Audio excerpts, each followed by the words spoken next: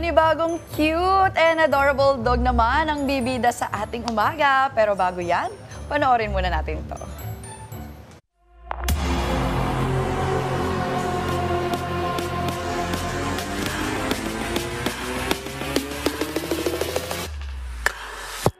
Cute Pomeranian dog na bet ang paglalakwatsa. Yan ang moto dog na si Cory. Sa bawat long rides kasama ang kanyang fur parent, tila enjoy na enjoy ni Cory ang tunog ng motor at simoy ng hangin. At syempre, hindi rin pwede mawala ang mga pangmalakasan niya na rider OOTD. Kung kaya't kilalanin na natin ang adorable dog na si Cory, kasama ang kanyang fur parent na si Kevin Obihero. Dito lang sa Wednesday Pets Day. Ngayon, at para i-share nga sa atin ang kanilang kwento, ay makakasama po natin live dito sa studio si Kevin Obihero together with his fur baby na si Cory, the Moto Dog. Good morning at welcome po sa Rise and Shine Pilipinas. Ang pogi naman ni Cory. Oo nga, naka-shades pa. Pero una sa lahat, no, can you share your story? Bakit lagi mo siyang kasama sa mga rides mo? Kasama ko siya kasi he helps me be sane. Like, kasi recovering addict kasi ako. Dati. Okay, former drug user. Okay. And then, so na-rehabilitate ka na? Yes po. And nakatulong sa'yo? And simula nung dumating si Cory, mas lalong gumanda yung takbo ng recovery ko. Nakatulong sa'yo emotionally si Cory? And mentally. Oo, napakabait niya, hindi siya tumatahol, no? So, pag hindi kayo nag-rides, usually, anong ginagawa ninyo? Nasa bahay lang, pinapahinga ko rin siya. Para makabawi naman. Kasi pag nag-ride kami, Napapagod din siya? Oo. actually, nung first time, napagod. Saan ba kayo pumupunta? Malayo ba? We do yung loops, like we promote local tourism po. Okay. Kasi magkasama kami ni Jet Li, yung ambassadors ng Philippine Motorcycle Tourism. Alright. Yan po Okay. ginagawa. Mari mo bang ikwento yung history ninyo ni Cory? Paano kayo, saan mo siya nakilala? Paano siya naging pet mo? Okay.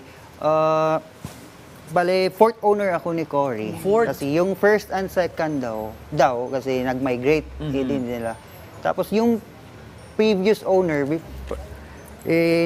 lumipat ng condo, bawal yung dogs. So, napunta sa akin because I used to work for her. Anong nangyari? Naawa ako sa kanya kasi nung nasa bahay, nasa sulok lang siya. Parang feeling niya na Abandoned. Abandoned na naman ako. Kaya sinubukan ko, sinama sa ride. So, from there, nakita ko na parang nag-enjoy siya kasi gumaganon siya sa ride. Oo, happy. Kaya doon, sinasama ko na talaga palagi. Ang bait niya, no? Ang behave, hindi siya... Para siyang manika. Kaya nga, tapos yung mga pictures niya, marunong din siyang umaura. Ang pogi, yun. Di ba, Meiji, kapag ikaw ay pagod ka sa trabaho, kung ano man yung mga problemang meron sa labas, pero pag uuwi ka, pagbukas mo ng bahay, ito yung sasalubong sa'yo, makakagaan. Sobrang cute. And for sure, sanay ka na yung nakaka-receive ka ng mga reaction na ganito na parang, hi, Cory! Pero may reactions din po na sasabi na, yung aso mo naaawa sila. Dahil ba't sila naaawa? Kasi daw, ginagamit ko daw yung aso, ang igit daw, tapos umulan. Hindi nila alam, pag naka-gears na ako, si Cory na nagiging excited. Oo, happy din siya. And actually, may gear din siya. Opo, eto. Oo, yan, pakita mo nga. Ang yan, cute! Helmet niya at goggles niya. Yung mga nagbomotor dyan na hindi nag-helmet, dahil pa kayo ni Cory. Mahiya kayo kay Cory. Ang cute at ang liit talagang for dogs. Hello, Cory. Meron din ba siyang mga social media Yes, pages para yung mga gustong i-follow siya o masundan kung ano yung mga activities niya, adventures of Cory, di ba? Ito po, Motodogo. Ito. Ayan, si Moto Dogo. Or ito yung shirt ko pala. Ayan, Ito po. Moto Dogo. So ano naman Focus on masasabi mo, no? Yung mga ibang owners, ng mga fur parents, na gusto ding isama nila yung mga dogs nila sa ride? Dapat matrain nyo. may And before training, dapat patient kayo at consistent kung gusto nyo talaga isama yung pet nyo. And dapat mag-provide kayo ng dapat safe yung aso, like yung harness kagaya nito gamit namin ni Cory para naman di kayo madisgrasya kasi yung iba kasi nilalagay lang yung aso. Nakapatong lang. Nakapatong lang. Ay, delikado yun. Kaya kompleto dapat. Marami na akong nakita yung aso tumalon. Yun, na-accident sila. Kawawa yung driver, kawawa din yung aso. Okay, saan mo siya sinasakay kapag para siyang nakapagpak sa'yo, di ba? Tama. Nasa harap. Either sa harap, Okay. if tutok yung init dito, lilipat ko sa likod. Pag tutok naman yung init sa likod, sa harap. Pero mostly sa harap siya. So, kumbaga yung araw, yung sinag ng araw, hinaharangan ng body mo. Opo. Para hindi Para tumama hindi kay tumama Cory. kay Cory. Oh, paano yung yung Hangin? yung hangin na humahampas dahil pag mabilis ka, nagmomotor, may hangin yan eh. Hindi ba nakaka-apekto?